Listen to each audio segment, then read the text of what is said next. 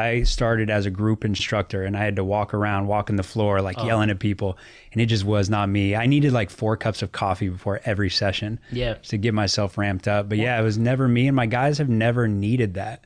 It's almost like if you care enough and you're there, that's motivation for them. They're like, Ben cares that I do more reps today, so I'm going to do it. Yeah, I think I motivate people, but in a different way. I'm not, and I definitely do things.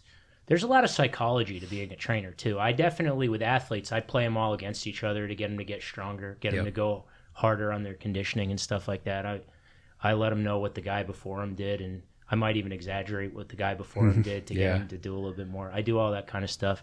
I'm very...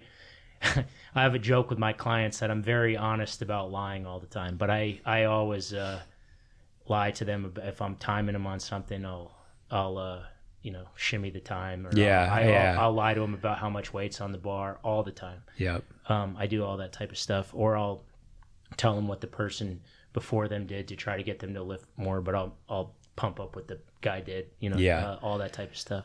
There's so much psychology to lifting. Like if you tell somebody to do 5 pull-ups, they'll literally come to failure at 5. Yeah. And if you're like, we'll do 12, then they'll come to failure at 12. Dude, it's crazy. Particularly with really gifted athletes. It's really crazy. Yep. I've had guys, I just, it always blows my mind with these really high-level pro athletes, just how talented they are. Because every summer, I've spent the last 15, 20 years lifting really hard. And, every summer they all break all my records in just like 2 months of lifting. And I'm like, fuck you guys. Like, how do you even do that? But they're just so talented. Yep. And you can get a guy that hasn't pushed himself before that, maybe is just always deadlifted 185. And in a day, they can go from 185 to 350. Just in a day. Just if they are lifting with someone that can lift 350, they're like, all right, I'll do that too. Yeah.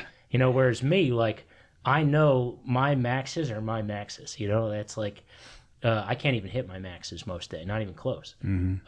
But those guys, like, they just have this extra gear where it's, we have this, I tend to not be, I always tell every new client, I'm not the hardest trainer, and that's by design. I'm not the type of guy to just leave you in like, where it's like Saving Private Ryan at the end of the workout. I've never been that type of person, because I do believe that with exercise, if some's good, more's not always better, and particularly when guys are playing all the time and stuff. I think if you leave a guy dead after the workout, you're actually making him worse. Mm-hmm. But the one thing that we do a couple times a summer is on the Airdyne, we have a half-mile test, and that's just a half-mile as fast as you can go. And I like that because it's really hard, and you're gassed for like 5-10 minutes after, but then you can go about your day. Yeah. If we did a 3-mile test or a 5-mile test, that would be different. The rest of your day would be done.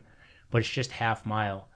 And I love that because we only do it a couple times this summer, but the guys go so fucking hard. Yeah. And we have like a record thing. And I like that because I do think that I understand that kind of hardcore training mentality. I just think it's misguided to do it all the time. But I do like short, simple tests sometimes that are just like, hey, let's see what you're made of, but this isn't going to fuck up your day. Mm-hmm. Yeah, that's a lot of trainers make that mistake because we're obsessed with it and we could push ourselves through that and then we have like 3 days to recover. Yeah. But they don't. Yeah. Like they got to go from our workout to their basketball workout. And the basketball workout's what actually matters at the end of the day. Yeah, but we do a Friday thing, like usually 2-3 times a summer where we just go a half mile. And honestly, even if you had basketball right after, you're fine. When you do a half mile on the Airdyne, you're fine after like 20 minutes. Yeah. But that 45 seconds where you're pushing is like very hard. Mm-hmm.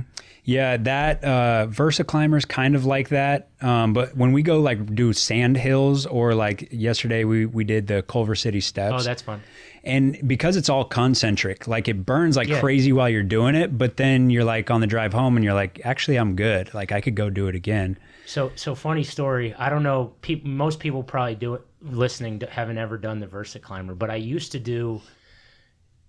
We do it sometimes, but I said the Airdyne test, the half mile test on the Versa Climber. We used to do 30 seconds as far as you can go, and 60 seconds as far as you can go.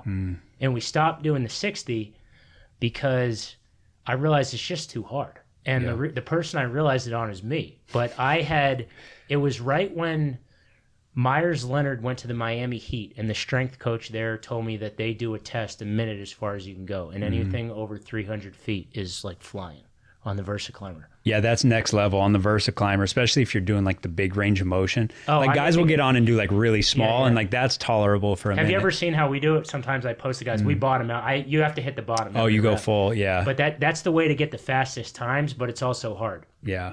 But we'll do 30 seconds, but the minute I was the last one.